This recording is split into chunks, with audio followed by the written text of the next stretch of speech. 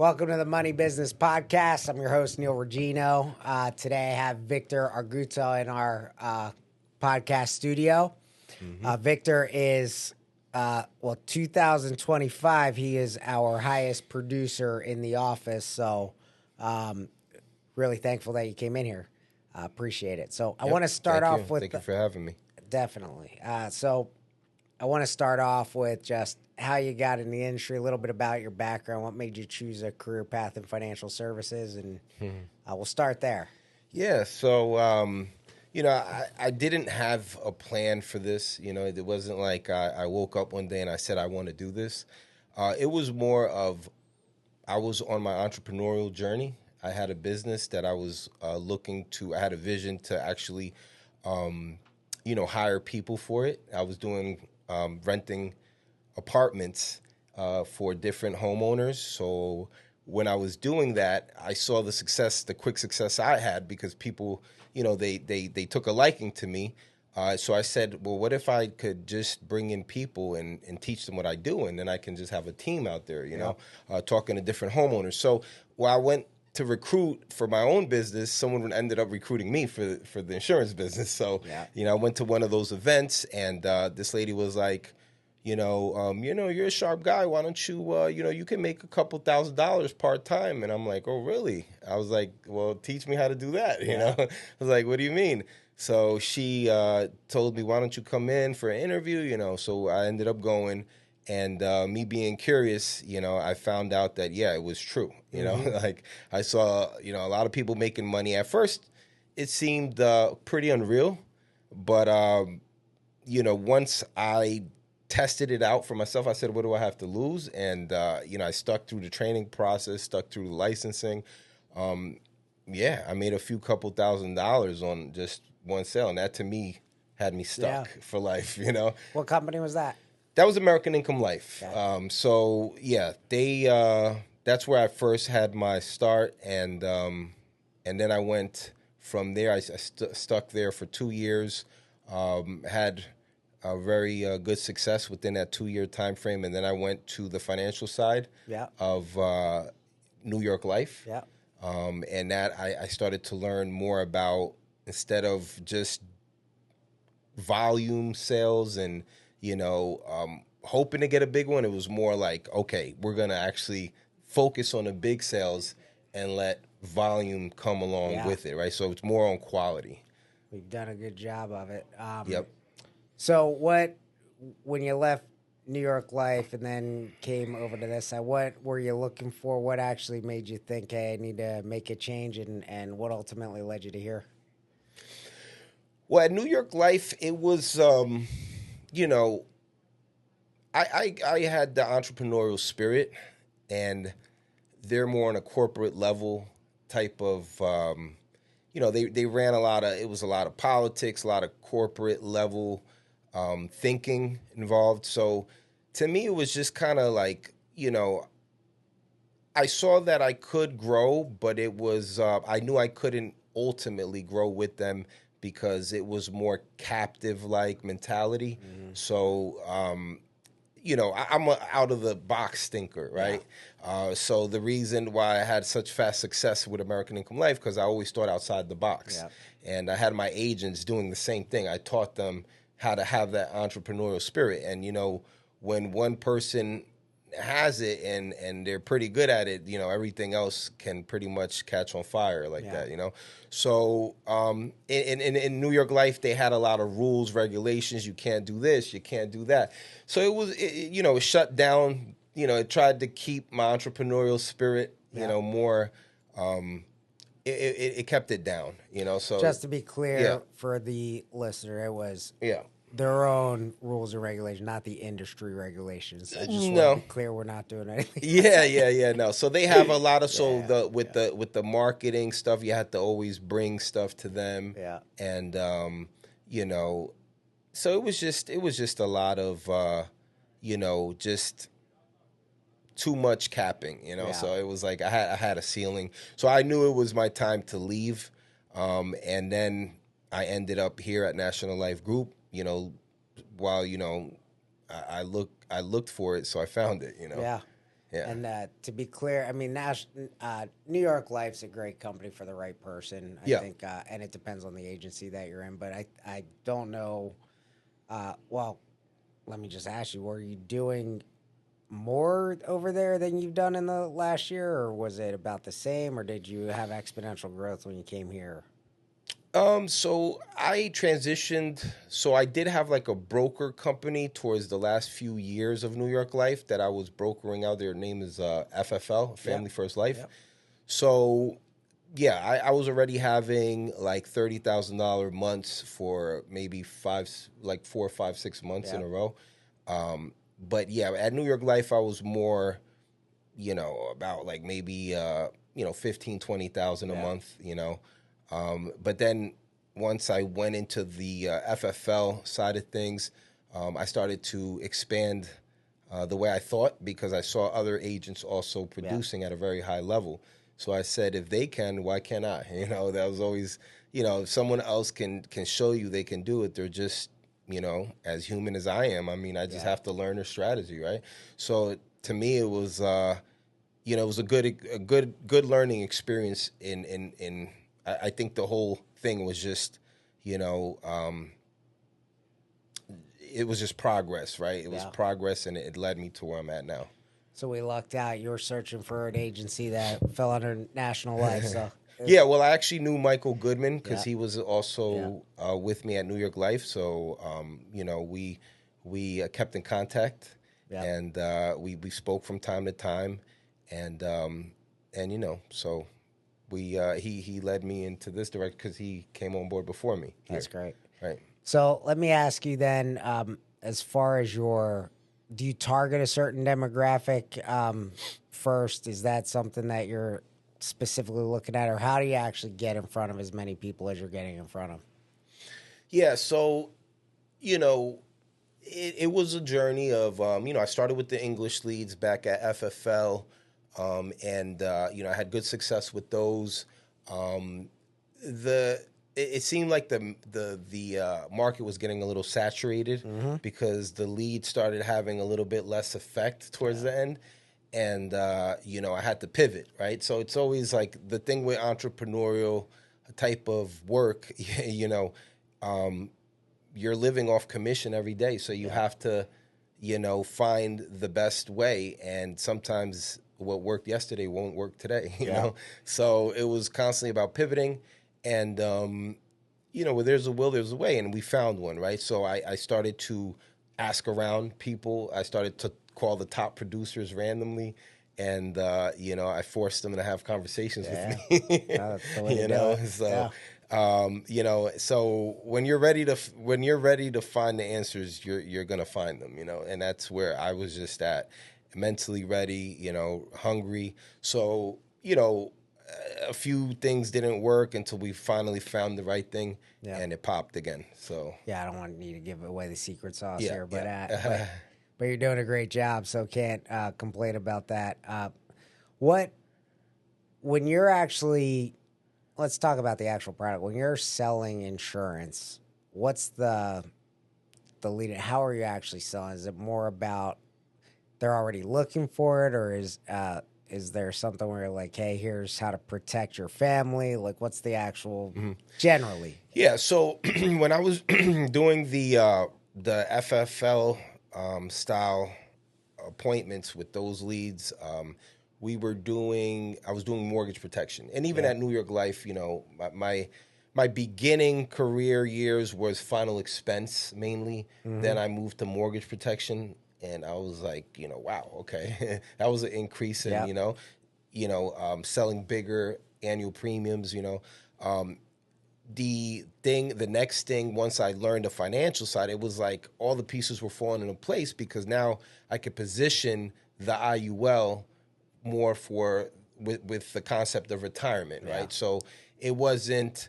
I'm not. I had to get out of the insurance almost quote unquote space Yeah. because it was, I was going between $100 to $300 a month policies, and then when I got into the concepts of selling retirement, it was more of like, my annual premiums increased by like $500 a month, to let's say $1,000, Yeah. sometimes $2,000, dollars. And just to be clear for the listeners, IUL is Index Universal Life. It's a type of permanent insurance. So Yes, just yes. I do the acronyms all the time too, but Yeah. I just Oh want yeah, to make Index sure. Universal. Right. Yeah, just want to make sure people know No, what of that course, is. people need to know.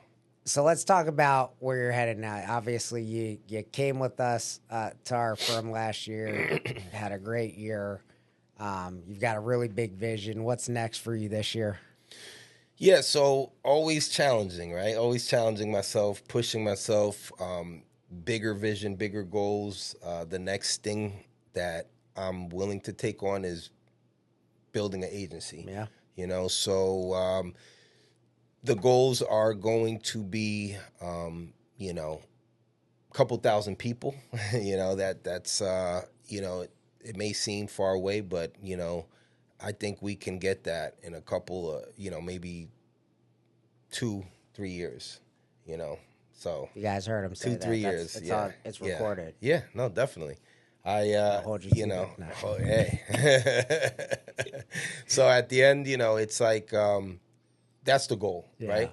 So if we're aiming for that, it's going to be amazing when it happens. Well, the nice thing here is, when somebody has a vision like that, the leadership here really wants to do everything that we can to make sure it happens. So, Yeah. as part of that leadership team, I want to make sure that you have all the support that you need. So, Yeah. so we're happy that you do have that big vision. We're happy that you're happy here. Yeah. So what is the ideal person for you? So if somebody's watching this and thinks, is this the right path for me? And for my side, I'm looking for that full financial planner, a financial advisor, somebody who's looking to get licensed. I know you're really focused on the protection side. Who's that ideal person that you might be thinking about? I'm thinking about the person that wants to be successful, right? Because let's face it, not everybody has the desire, right? Yep. Like some people could just, take security, the 9 to 5, and be okay with it, right? Yep.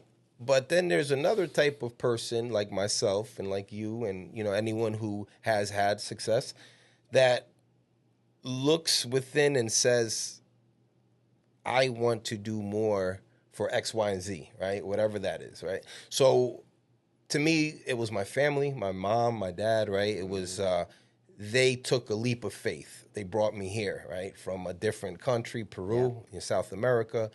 And they took that leap of faith, so sometimes it just makes me, wonder what if they never did that? And they did, and they had to start all over, right? So to me, this is like child's play, right? Yeah. So I look at it like, for people that don't want more, why then should you even try something like this? I mean, because at the end of the day, you're wasting your own time, you're wasting your mentor's time. I think it's for someone that has the desire, the hunger, and you just don't think that, you're going to get it somewhere working a 9 to 5, reach levels of success. And here you can do it, right? Yeah. So if you put in the time, you put in the work ethic, and you're actually, sticking by your word and you're keeping yourself to it, then, success is possible. Mind if I ask a few things about your personal life?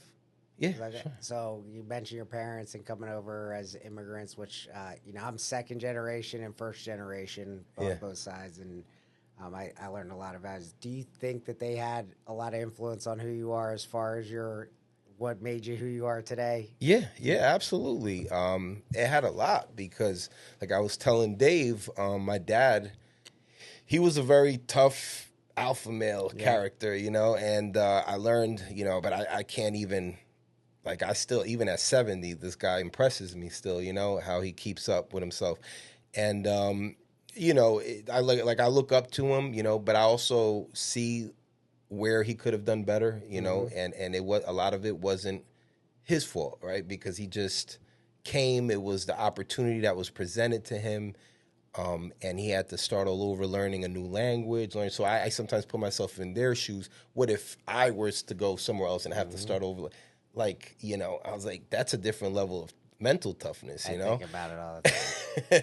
So it's like, So the least I could do is you be resourceful, right? Like, and use the people that, have created the opportunity for me to be able to help them and then be able to uplift others along the way, So it definitely helped, that toughness, that mental toughness, seeing my dad, work those long hours, Yeah. What did he do? He was a solder welder, and he worked in Newark Housing Authority. So I don't know Wow. if you know Newark Housing Mm-hmm. Authority. They Yeah. actually tore down those projects. It Yeah. was crazy. I mean, he told me a couple stories where he getting out of the elevator, he seen people holding Yeah. guns to people's heads Yeah. and shooting them right there, and he had to like press the, because he was so scared to get out of there. So, but it was always like that over there. It's a lot of violence, a lot of drugs, and but he worked for the city of Newark, Yeah. as as a welder in You Newark got to be Housing careful Authority. down here. It's not Newark, Delaware. So. No, no, no. Newark, New The Jersey. and did you have siblings too growing up? um, I was the only child. I Yeah. never had siblings. I had friends that we considered like siblings, Yeah. right? But never actual siblings myself. No. I always say I think I'm a stereotypical youngest child. So trying to when you're a kid, having two older brothers and trying Yeah. to prove yourself. So Yeah. you seem Okay. like you're the youngest child the way that you work. So that's Yeah. why I asked. Yeah. So that's awesome. So Yeah. I actually look my. Not only do I think about it with family and friends when they come here to the United States, but I just, unfortunately for my wife, I Yeah. married somebody from another country and just pulled her out of there. And she just came Amazing. here, Yeah. dropped her life, and came here in September. And look, we still go back, but Yeah. but That's it's cool. you think about how hard that is to just drop everything and go into a new world. It's also Yeah. exciting, but It is. It is. especially I think coming over here now Yeah. she still doesn't understand our obsession with sports and Mm-hmm. our fanatic attributes in Philadelphia, but she's learning. So, Yeah. um, anyway, so That's well, good. Yeah. look, and you're a father too. So I always ask this of people who are Mm-hmm. fathers, whether they're on here or mothers. What do you think the most important values are to instill in your kids to make sure that they're contributing properly to society and good kids? Well, the way I raise my daughters are always, to see, I'm actually, the first thing is, I believe in God. I put God first, right, in everything that I do. So I've always instilled that in them, and, there's a lot of biblical values that they learn, So to me, it's more for them to give back is not to always think so selfishly Yeah. about everything, because that's really human nature, is just to not want to sacrifice your time, not want to, and a lot of times you gotta sacrifice certain things to, get to where you want to go, right? Yeah. And I think that's the hardest part for just people in general. So, and me looking back to when I was a kid, I always wanted free time, and I thought time would last forever, right? Yeah. You think you're gonna be young forever. So, I teach them, to stay focused, stay disciplined, as much as they can. But at the end of the day, obviously it's their choice, and sometimes you have hard lessons to learn. Yeah. I actually, I believe as well. You get out what you put in. So the more you get back, I actually feel like the more you get. Yeah. I believe in that balance. So Yeah, I yeah. agree with that. But yeah, I've got a 2.5-year-old at home, as you know, and I always just ask people that are not only successful, but that even have successful kids. I'm like, what do you think the most important part is? So I appreciate you sharing. Yeah. Well, look, I appreciate you coming on. Is there anything else that you feel like you want to get across to listeners or anybody out there? Well, I would definitely suggest those that want to get involved to reach out, because reach out here first is what I'm trying to say, because being around in many different places, you could lose a lot of time, and it's the place that you start with really matters. Yep. Because if you have people that care, I think EFG is, we're surrounded by people that really care Yep. for each other. So it's a place where you can start and you can hopefully finish. Yeah. The rest is up to you. So I would suggest anybody that wants to start to reach out and not be shy. For sure. And yeah, I do think if you are thinking about a career in the insurance industry, that our website's evolutionfg.com. You can look up Victor's information if you think that he's a guy you'd want to be mentored by. You got to be the right fit, but you can certainly apply with him. But I really appreciate you coming on, and yeah, thank you. Hopefully you guys got something out of this, and we'll see you on the next one.